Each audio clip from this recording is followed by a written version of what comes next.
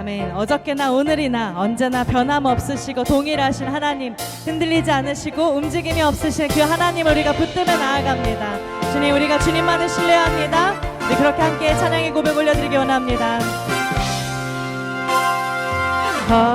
어저께나 오늘이나 어느 때든지 영원토록 변함없는 거룩한 말씀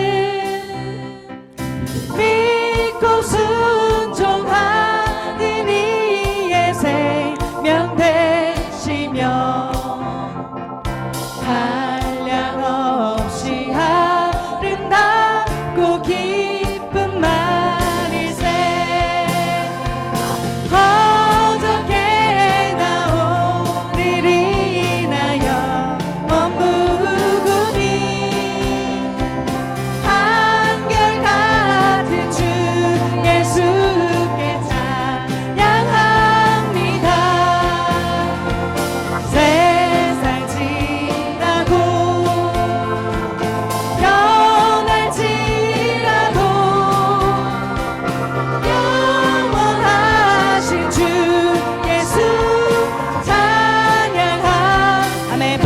바다 위로 풍랑이는 바다 위로 걸어오시고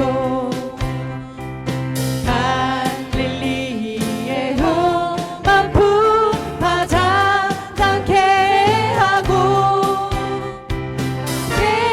겟세마네 동산에서 우리 위하여 눈물 짓고 기도하신 고난의 주님 아멘. 어저께나 오늘이나 영원 무궁히 한결같은 주 예수께 찬양합니다. 세상 지나고 변할지라도 영원하신 주 예수 찬양하 아멘. 허물 많은 베드로를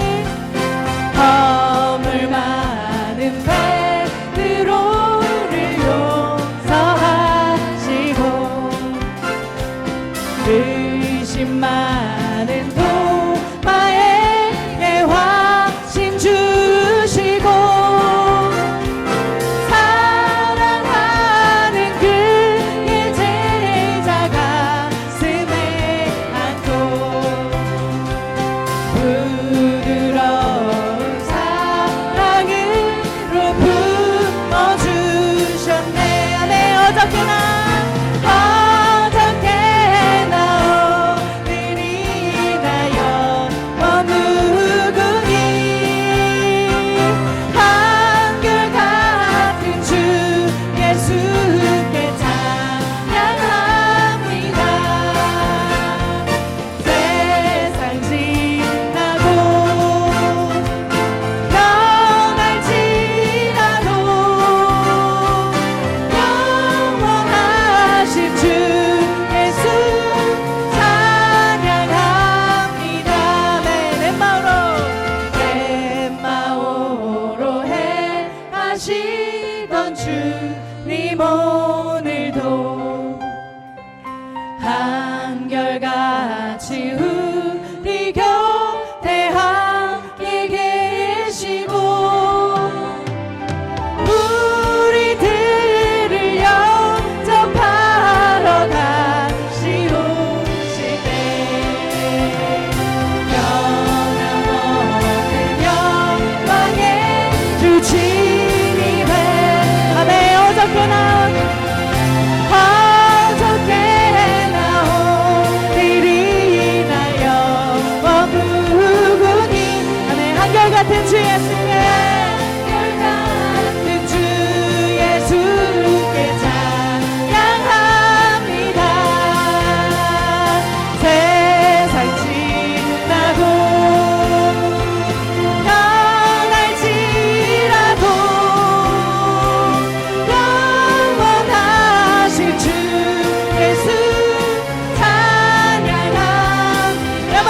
찬양합니다. 어저께나 오늘이 나여 원무궁이 한결같은 주님께 같은 주 예수께 찬양합니다. 우리의 고백을 올려드립니다. 세상 지나고 변할지라도 영원하신 주 예수 찬양합니다.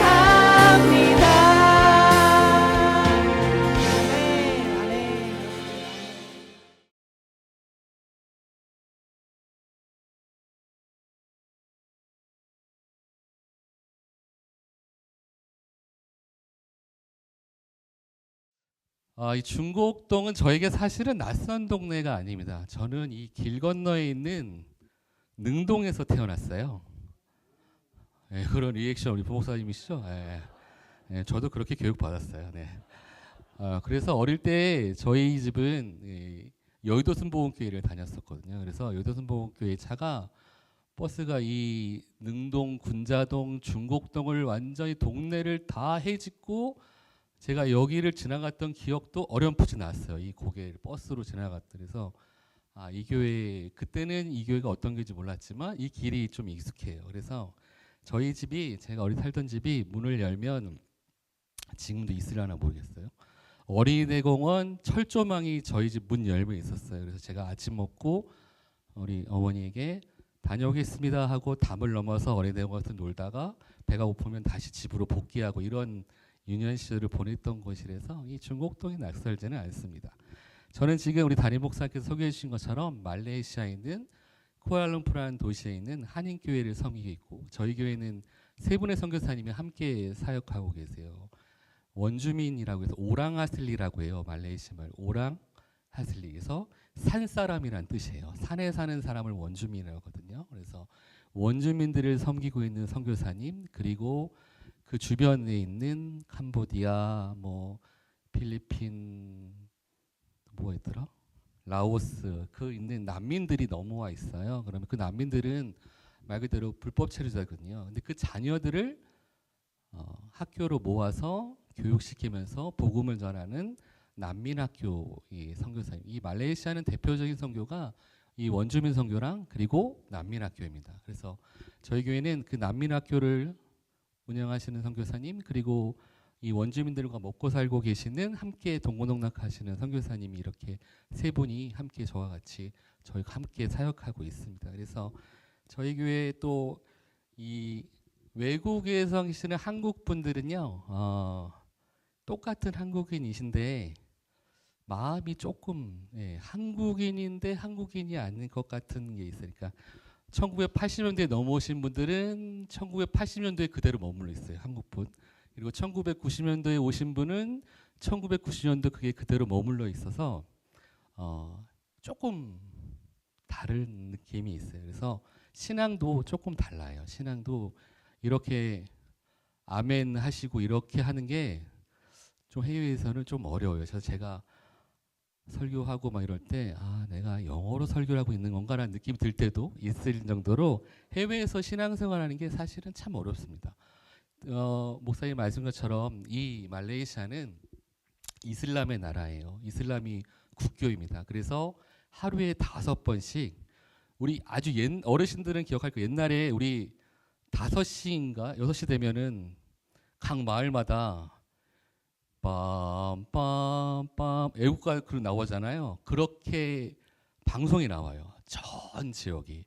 그래서 저희가 알아들을 수 없는 그 아젠이라고 해가지고 이 뜻은 그렇대요. 기도하자, 알라께 기도하자, 이런 그 방송이 하루에 5번씩 꼬박꼬박 나옵니다. 그러면 그 나라 사람들은 그 시간이 되면 그 근처에 있는 그 모스크에 가거나 또 쇼핑몰이 워낙 잘 되어 있거든요. 건물에 보면 화장실 옆에 기도실이 다 있어요. 그래서 기도실에 다 가서 정말 엄청 열심히 기도합니다. 그들에게 이슬람은 종교가 아니에요. 그냥 삶이에요.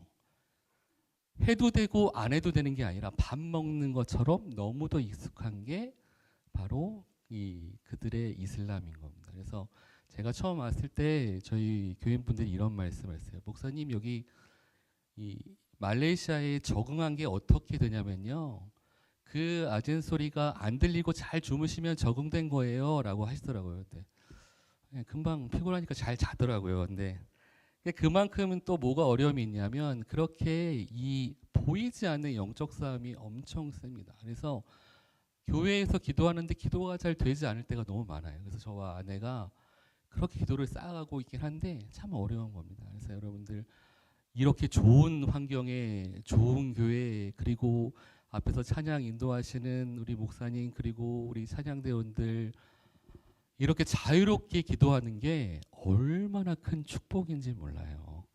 예.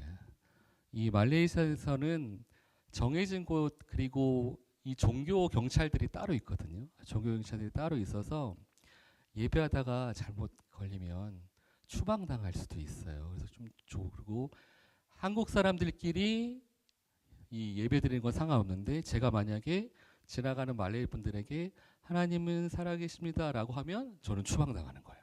현지인들한테는 전도를 하면 안 돼요. 절대 하나님에 대한 이야기를 하면 안 되는 곳이 바로 그곳입니다. 그곳에서 그러나 많은 선교사님들이 오셔서 선교하고 계시고, 또 많은 한인 목사님들이 계시고, 그곳에도 하나님의 사랑과 하나님의 말씀을 전하고 있는 곳이 또 말레이시아이기도 합니다. 우리 박 목사님께서 저와의 관계를 너무 잘 설명해 주셔서 뭐 제가 특별히 제가 우리 아름다우신 우리 진주 사모님보다 먼저 동거했던 동거인으로서 우리 박 목사님의 성품이나 신앙의 배경을 제가 좀 더 잘 알아요. 그래서 박 목사님이 어떤 분인지 너무 잘 알고 있어서 박 목사님네 교회 사실은 굉장히 기대가 됐었고 좀 설레기도 했었어요. 박 목사님이 어떤 목회를 하실까라고 했는데 참 따뜻하고, 날씨는 추운데 교회는 참 따뜻하네요. 우리 성도님들의, 그렇죠, 아멘 크게 하시고. 우리 부목사님이시죠? 맞나요? 아, 장로님? 장로님이세요? 장로님 왜 이렇게 젊으세요?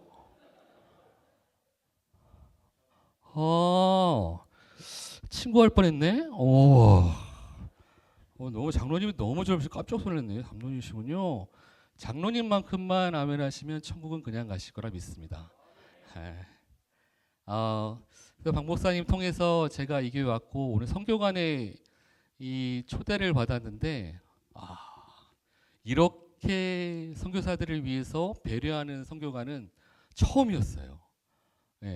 박 목사님이 뭐 우리 교인분들께서 뭐 식사하시라고 좀 준비해 두셨을 거예요라고 하셔서 그냥 그런가 보다라고 성경의 문을 열었는데, 마치 우리 집 냉장고를 여는 것 같은 기분으로 온갖 반찬과, 또 제가 저를 한 번도 뵙지 않았을 텐데, 만나보지 않았을 텐데 20kg의 쌀을 준비해 주셨더라고요. 그래서 여기 참 인심 후하다. 그래서 참 좋은 교회는 벌써 이게 섬기는 것이 다르구나라는 것을 느껴서 참 감사했습니다. 우리 모두 서로에게 먼저 우리 박수를 한번 보냈으면 좋겠는데, 축하의 박수, 축하의 마음을 들어서 서로에게 박수 한번 치셨으면 좋겠습니다.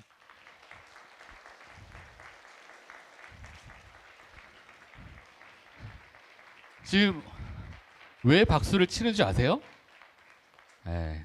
좋은 담임 목사님 만나서 축하의 박수를 드린 겁니다. 제가 보증하는 목사님이에요. 자, 저를 한 번 더 따라해 주십시오. 앞자리는, 강단 앞자리는 금자리, 강단 중간 자리는 은자리, 강단 뒷자리는 잠자리. 아멘. 장로님. 제가 내일 새벽에 말레이시아 가는데 장로님 꼭 모셔가고 싶을 정도로 너무 매력적이시네요. 목회하는 목사 입장에서 우리 장로님 같은 분만 있으면 목회하기가 너무 수월할 것 같아요. 너무 감사해요. 이왕 예배 오셨으니 금자리부터 채우시고, 그래도 이 교회 너무 감사한 게 기둥이 없어 너무 좋아요. 기둥이 최적의 잠자리거든요. 근데 이 교회는 하나님께서 정말 축복하신 교회줄 믿습니다. 오늘은 요나를 나누려고 합니다. 많은 분들이 요나를 생각하면 감정 기복이 심한 사람이라고 떠올려요. 그렇게 오해를 합니다. 그도 그럴 것이 어떻습니까? 하나님께서 요나에게 요나야 니느웨로 가라고 했는데 안 가잖아요. 반대에 다시스로 가잖아요. 그로 인해 배를 타고 가다가 그 배가 풍랑을 만나게 됩니다. 그때 요나의 태도가 어떻습니까?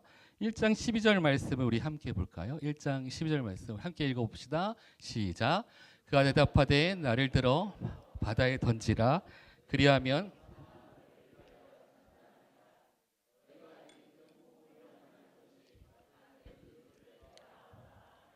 아멘.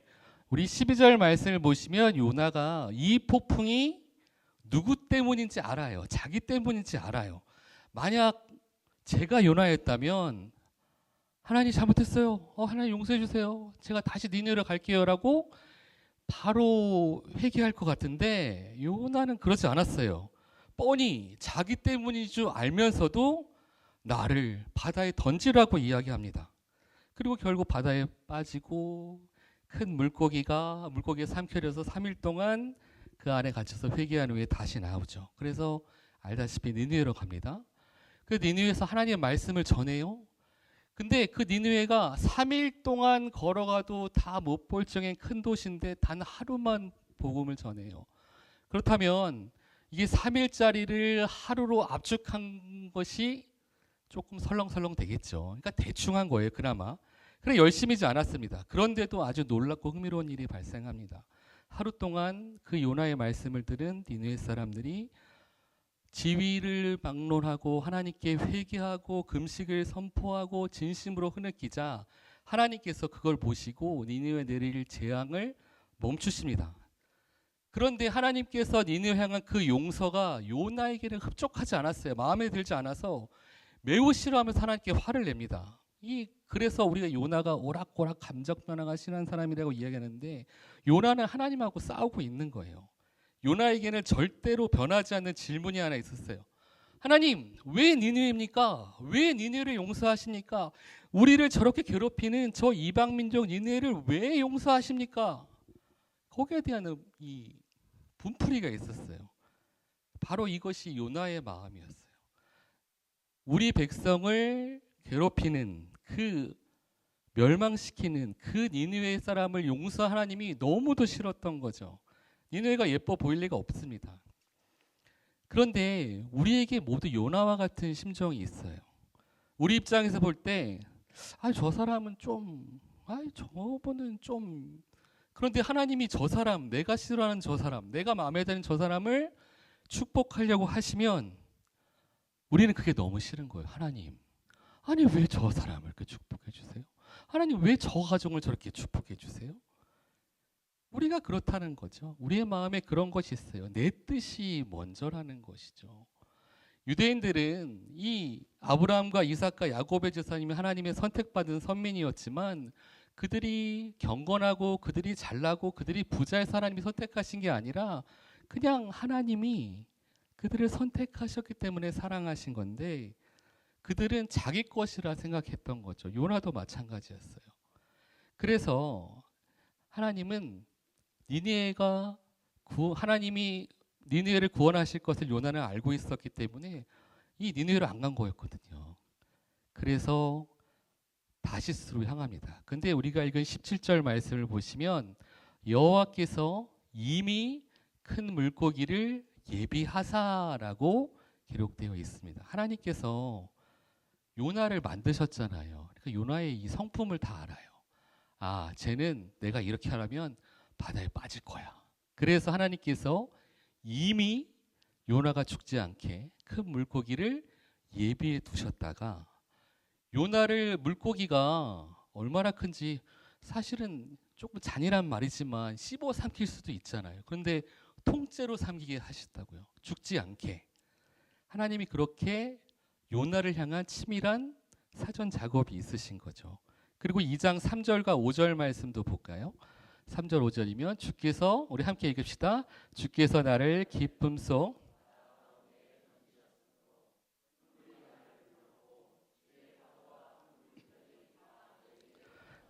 우리 5절도 있습니다. 물이 나를 영혼까지 들러싸오니 기품이 나를 애워싸고 바다풀이 내 머리를 감쌌나이다. 아멘. 요나는 물고기 바다에 빠지고 물고기가 삼켜지자 이것이 하나님의 뜻인 것을 알았어요. 왜냐? 안 죽는 거예요. 죽어야 정상인데 안 죽어요. 보십시오. 바닷물이 넘치도록 위에 넘치도록 마시고 파도가 덮치고 바다풀이 머리를 감아 돌리는데도 안 죽어요. 하나님께서 이미 요나를 죽이지 않으시려고 작정하셨기 때문에 죽을 수가 없는 거죠. 마치 하나님께서 요나의 귀 속에 대고 요나야, 넌 안 죽어.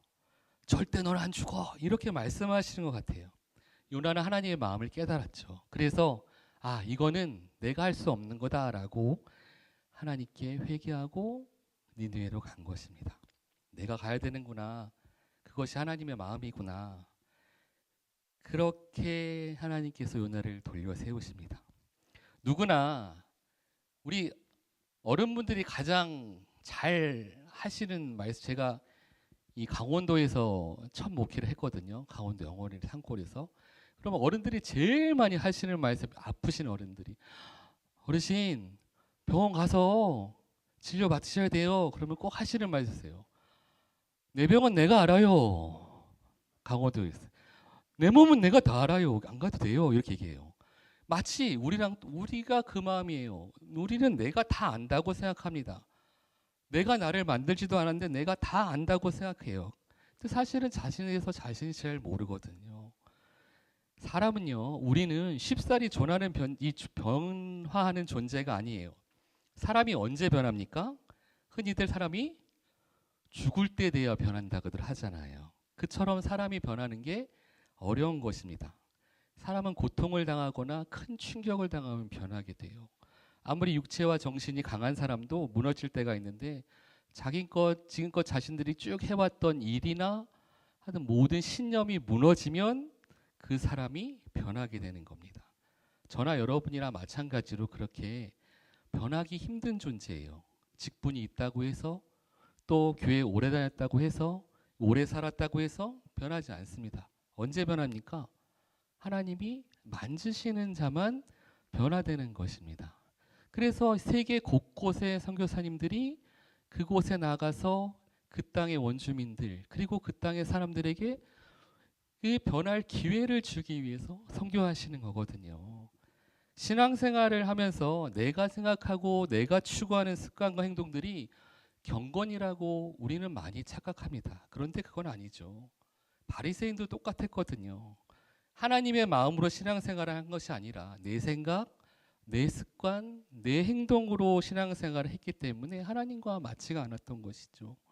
그동안 불러온 찬양, 그 다음에 예배 순서, 예배 시간이 익숙하기에 그것에서 벗어나는 것은 신앙을 마치 어긋나는 것이라 생각하는 것들. 분명한 것은 우리에게 익숙한 방식, 우리가 해온 방식만이 하나님이 받으시는 경건은 아니라는 것입니다. 우리가 하나님께는 고집 부려서는 안 되거든요. 요나는 지금 하나님께 고집 부리고 하나님과 싸우고 있어요. 저를 한 번 더 따라해 주시게요. 생각은 나의 것이고 기도는 하나님의 것이다. 아멘. 그래서 우리가 기도해야 되는 거예요. 생각해서 이루고 우리가 하려는 것들은 사실 다 나에게서 나오는 거잖아요. 근데 기도는 하나님 것이 나에게 들어오는 것이거든요. 그래서 하나님의 마음을 우리가 알기 위해서는 기도해야 되는 거예요.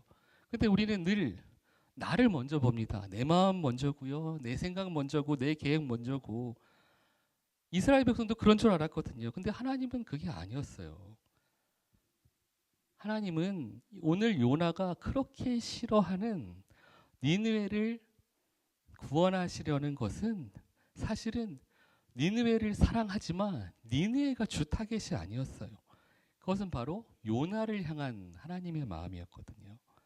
신앙이란 건 하나님을 알고 우리가 하나님을 따라가는 것인데 어느 순간부터 우리가 우리의 모든 중심, 그 포커스를 하나님에게서 나에게로 끌고 시작하면서 우리의 신앙이 엉키고 또 우리의 삶이 엉키고 우리의 기도가 엉키기 시작하는 거죠.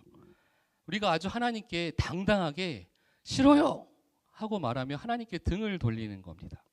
더욱이 하나님의 마음을 알면서도 하나님 그렇게 하실 거면 제가 차라리 바다에 빠지겠습니다 라고 고집부리는 요나와 우리랑 별반 다르지 않다라는 거죠. 신앙생활을 하면서 두 가지를 조심하셔야 돼요. 하나는 싫어, 그리고 또 하나는 절대입니다. 우리 아이들 키워보시면 어느 부모님이 아이들한테 자 따라해봐 싫어 싫어 가르치는 부모도 있으셨어요? 아무도 안 가르쳤죠. 근데 어느 순간 아이 와서 싫어 싫어 이렇게 합니다. 가르치지 않아도 너무 잘해요.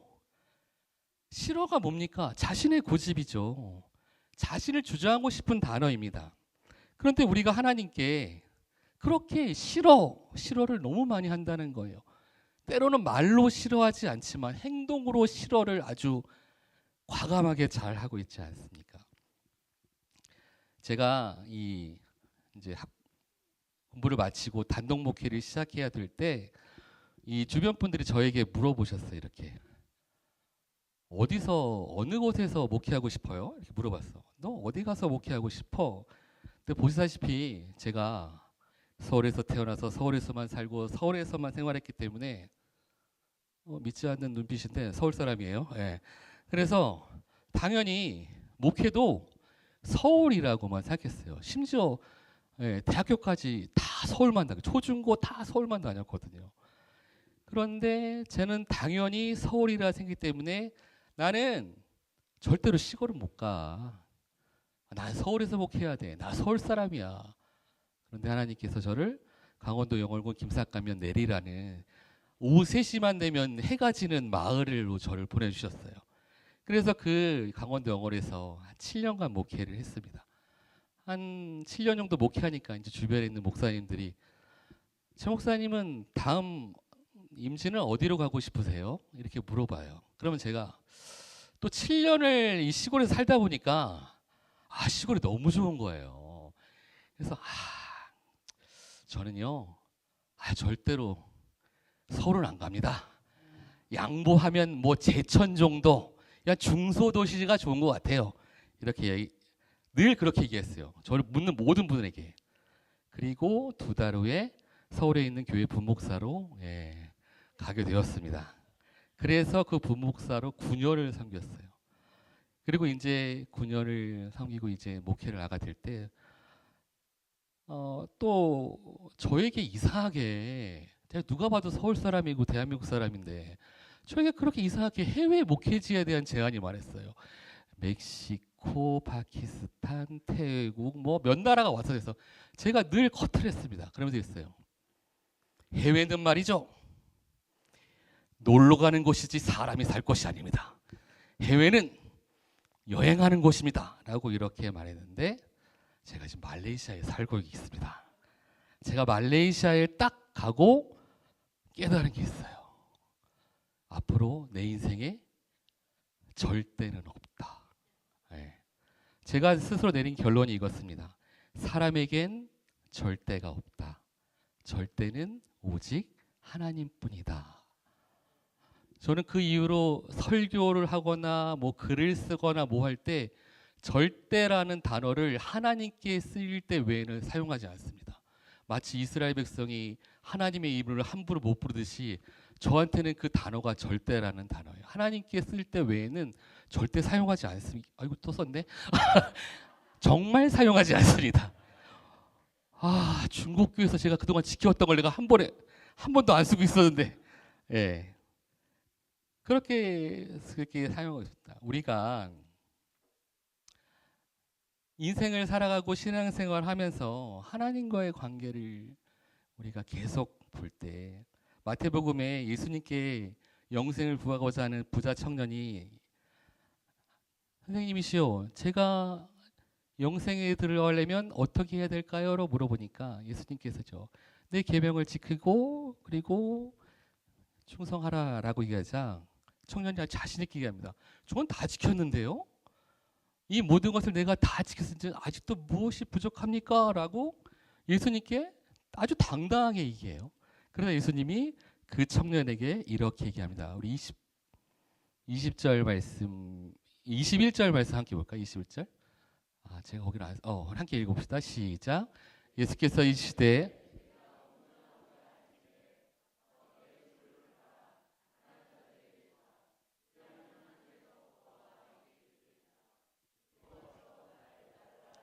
아멘. 이 말씀을 들은 이 부자 청년이 근심하며 돌아갑니다. 왜냐하면 그에게는 재물이 너무 많았기 때문이죠. 이 청년이 모든 계명을 다 지켰어요. 근데 단 한 가지 이유 때문에 하나님 예수님을 떠납니다. 바로 그게 재물이었던 거예요. 그 재물 때문에 주님과 등을 돌리게 돼요. 사랑하는 성도 여러분, 내가 정말 싫다고 하는 그 한 가지 이유 때문에 우리가 언제든지 하나님과 주님과 반대편에 설 수 있음을 기억하십시오. 청년에게 물질이라는 것이 바로 그것이었어요. 내가 힘쓰고 내가 노력하고 내가 피땀 흘리고 일해서 얻었기에 그 재물은 내 것이었어요. 그렇기 때문에 못 드려요. 못 나눠줘요. 사람들한테 줄 수가 없어요. 내가 어떻게 했는데 아까워서 어떻게 드립니까? 그래서 그 청년은 인색해질 수밖에 없다는 거죠. 그러나 주님의 것임을 깨달으면 다 바뀌는 것이죠. 주님은요, 우리에게 째째하게 1배, 2배, 3배 이렇게 축복 주시는 분이 아니에요. 여러분도 잘 아시죠? 30배? 60배? 이처럼 남는 장사가 어디 있습니까, 세상에. 그게 우리 주님이시라고요. 하나님께서 요나를 얼마나 사랑하셨습니까? 죽이지 않으셨어요. 선지자라 할지라도 요나도 쓰러질 수 있는 나약한 인간이었기 때문에 하나님께서 끝까지 요나를 붙드셨어요. 처음과 끝이신 하나님은 요나를 모든 것을 아셨기 때문에 그렇기 때문에 요나를 세우신 거죠. 사람은 내가 경험하고 내가 듣고 내가 보고 내가 만진 것이 전부입니다. 그래서 니느웨를 싫어한 거거든요, 요나가. 근데 하나님은 그것이 아니었던 거죠. 하나님의 관심은 니느웨가 아니라 요나 한 사람이었어요. 하나님의 관심은 바로 저와 여러분인 것입니다. 니느웨는 하나님이 사랑하시는 것 중에 하나이고 우리는 하나님이 정말 사랑하시는 바로 하나님의 자녀들인 것이거든요. 우리는 하나님의 마음을 모른 채 내 마음이 가는 대로 그것에 관심을 갖죠. 내 생각대로, 내 편한 대로, 내 마음대로 우리는 그렇게 생각합니다. 그러면서 하나님한테 원망하죠. 힘들고 어려운 일이 생기면 하나님 왜 나에게 이런 시련을 겪으십니까? 왜 나에게 이런 어려움을 주십니까? 나에 왜 이게 어려움을 눈물을 주십니까? 이 질문의 대답은 한 가지입니다. 한 번 더 따라해 보실까요? 하나님은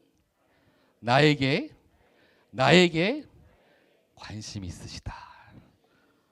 아멘. 그렇습니다. 하나님이 우리에게 관심이 있으시기 때문에 하나님은 니느웨만 사랑하시는 것이 아니라 니느웨를 가게 한 요나를 사랑하십니다.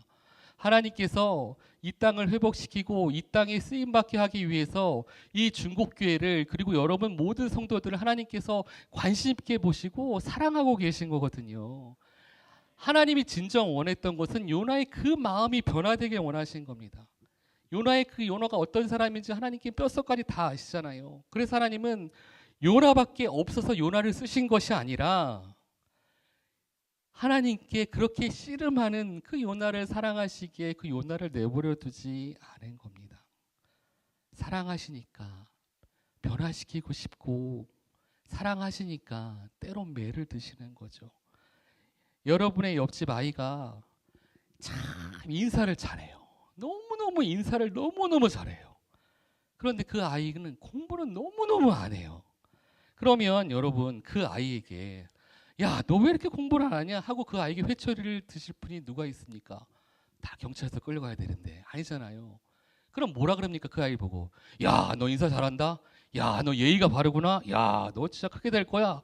이렇게 칭찬하지 너 왜 이렇게 공부를 안 해? 안 한다고요. 그런데 그 인사 잘하는 옆집 아이가 알고 보니 옆집 아이가 아니라 우리 집 아이였어요. 그럼 어떻게 돼요? 이 스토리가 전체 이용가에서 19금으로 바뀌게 되는 거죠. 이제는 아예 장르가 바뀝니다. 내 아이는 다르잖아요. 내 아이에게 쓰는 관심은 다르다는 거예요. 하나님께서 요나를 연단하시는 이유는 그 연단을 통해서 하나님을 바라보도록 하는 거거든요. 연단한다는 것은 경험한다는 뜻이 있어요. 우리가 이 땅에서 경험해야 할 것들이 있습니다. 하나님은 우리를 그냥 만드시지 않아요. 우리가 경험하고 또 우리의 경험을 통해서 하나님의 마음과 하나님의 성품을 닮아가도록 하나님께서 만드시거든요. 우리 로마서 5장 3절과 4절 말씀 함께 보겠습니다. 로마서 5장 3절 4절 시작. 다만 이뿐 아니라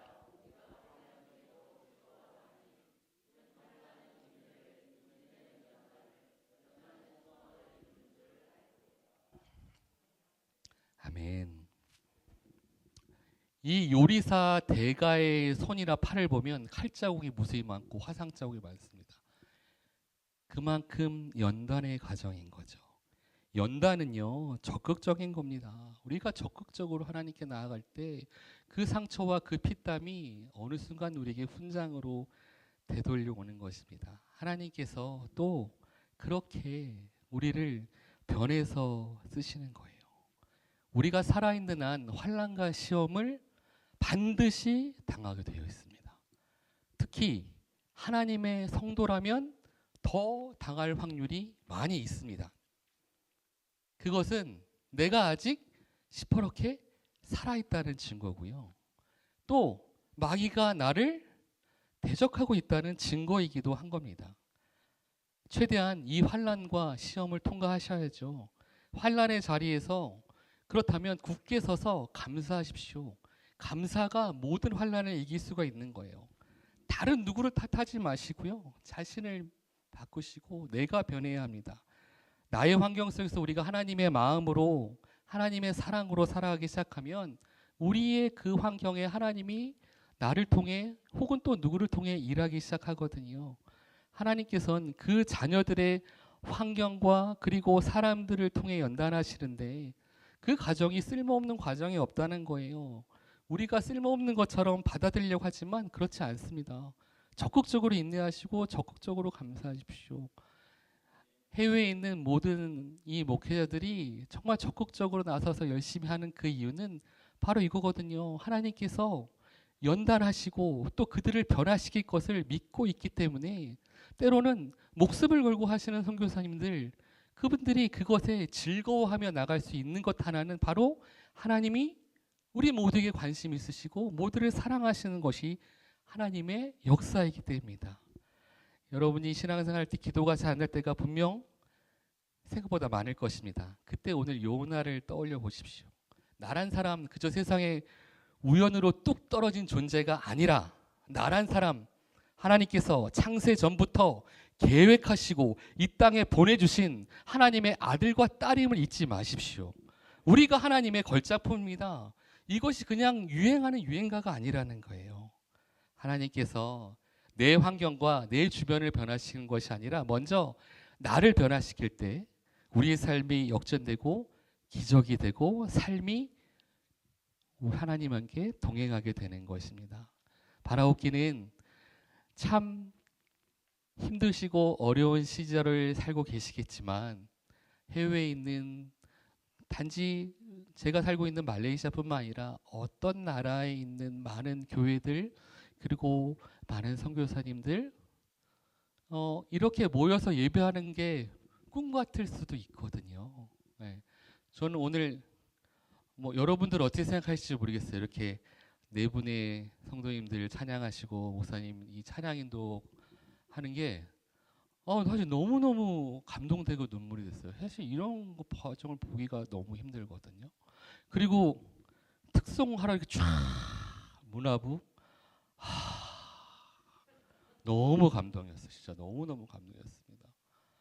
이렇게 찬양할 수 있다는 것이 얼마나 큰 것인지는 여러분들이 살아봐야 알지. 살아봐야 아시지.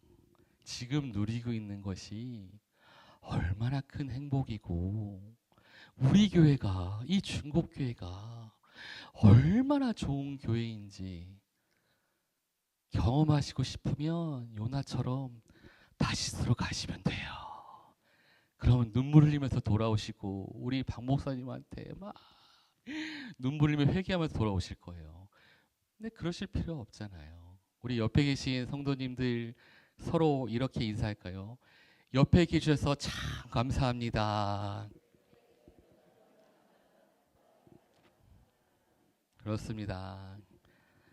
내가 변화되면요, 하나님의 놀라운 일들을 우리가 맛볼 수 있고, 내가 변화되면 우리 자녀들이 변화되고, 내가 변화되면 우리의 가정이 변화되고, 내가 변화되면 우리의 교회, 그리고 멀리 타국에 불교를 섬기는 국가, 이슬람을 섬기는 국가, 그런 회교 국가가 변화될 줄 믿습니다. 저는 꿈꾸는 것이 있어요. 이 말레이시아가요, 정말 아까 말했잖아요. 그들이 이슬람을 섬기는 것은 어마어마합니다. 진짜 어마어마하게 신앙생활해요.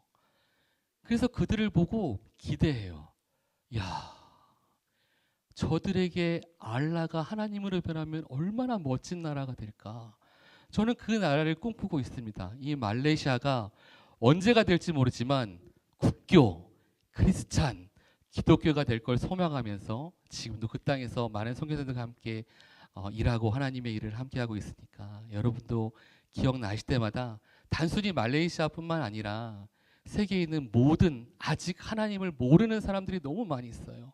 그 사람들을 위해서 하나님, 이들도 나처럼 우리 교회처럼 그리고 변화되게 해달라고 함께 기도해 주시기를 간절히 부탁드립니다.